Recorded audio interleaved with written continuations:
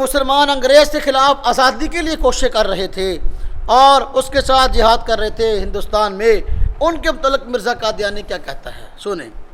کہتا ہے بعض احمق اور نادان سوال کرتے ہیں کہ اس گورنمنٹ سے جہاد کرنا درست ہے یا نہیں، سو یاد رہے کہ یہ سوال ان کا نہایت حماقت ہے، کیونکہ جس کے احسانات کا شکر کرنا عین فرض و واجب ہے اس سے جہاد کیسا؟ میں سچ سچ کہتا ہوں کہ محسن کی بدخواہی کرنا ایک حرامی اور بدکار آدمی کا کام ہے۔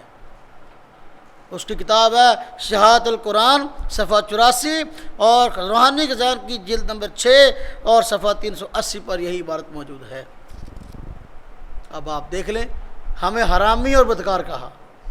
ہمارے تحریک پاکستان میں جتنے علماء کرام شریک تھے یا سیاسی جو ہے وہ ہمارے علماء دین تھے، اپنا قائد اعظم محمد علی جناح ہوں یا علامہ محمد اقبال ہوں، کوئی بھی ہو، سب گویا کہ بقول مرزا قادیانی کے حرامی ہیں۔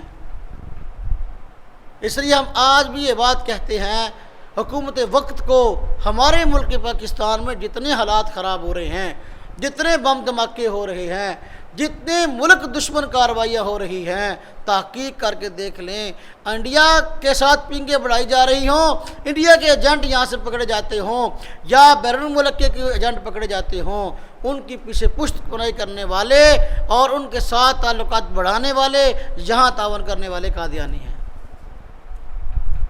پہلے بھی ان کا یہی کام تھا، آج بھی ان کا یہی کام ہے۔